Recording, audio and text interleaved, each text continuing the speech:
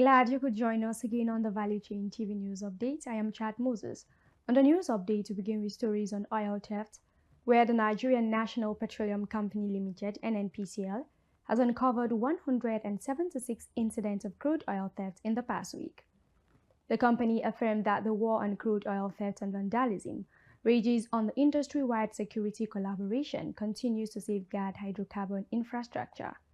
A video released by the NNPC Limited shows the recent incident recorded between January 11th and 17th across the Niger Delta region, with 29 illegal pipeline connections and 55 illegal refineries reportedly uncovered within the period. The Socio-Economic Rights and Accountability Project, SERAP, has given President Bola Tinubu 48 hours to reverse the recent 50% telecom tariff hike. Our correspondent, Kabir Lawal, has more details. It's been 2 days since the Nigerian Communications Commission (NCC) approved the hike of telecom tariff by 50% in what stakeholders believe was approved in a bid to improve telecom services. However, Nigerians and organizations aside SERAP have expressed dissatisfaction on the increase, noting that it's a scheme to make living harder for citizens. Recall that Value Chain TV had reported of the Nigerian Labour Congress (NLC's) rejections of the tariff by a rejection from the Coalition of Northern Groups (CNG). The coalition emphasized that the tariff increase introduced amidst widespread economic hardship, marked by hyperinflation, unemployment and poverty, demonstrated a lack of consideration for the plight of the average Nigerian. For Value Chain TV, Kabir Lawal reporting. And now moving to economic matters, Permanent Secretary to the Federal Ministry of Agriculture and Food Security, Marcus Olaniyi, has said the ministry is set to embark on Operation Empty the Stores to empower farmers with modern agricultural inputs and equipment, with a view to boosting agriculture and food security. The Permanent Secretary revealed these in his remarks at the one-day workshop with agricultural correspondents covering the ministry and its agencies, which held in Abuja, with the team building partnership with the media for food security. Sierra Leone's new flag carrier, Air Sierra Leone, has commenced flight operations from Freetown to Lagos, Nigeria, as part of its way to expand operations across Africa.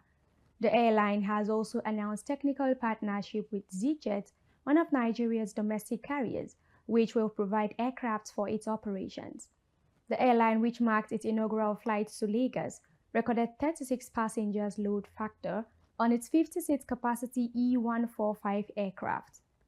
Speaking during its inaugural flight ceremony at the Murtala Mohammed International Airport, Lagos, General Manager Air Sierra Leone, Edgar Lassell, said the airline will operate 3 weekly flights to Lagos, Mondays, Wednesdays, and Fridays.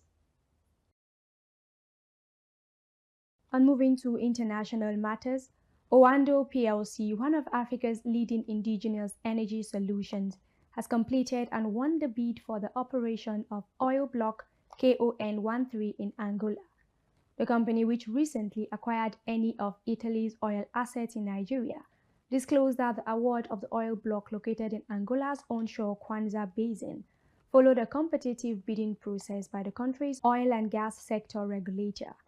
In a statement, Oando disclosed that the asset, in which it owns 45% participating interest, has an estimated prospective resource of 1,100 million barrels of oil. And now moving to sports. Nigeria's female under-19 cricket team, the junior female Yellow Greens, have progressed into the Super 6 stage of the 2025 ICC Under-19 Women's T20 World Cup in Malaysia, where they will face England and Ireland. The junior female Yellow Greens ended their group campaign with a 41-run defeat against South Africa, but their historic 2-run win over New Zealand, as well as a share of points against Samoa, was more than enough to see them through as the second-best team in Group C. And with this, we end the Value Chain TV News Update. I remain Chad Moses. Many thanks for watching.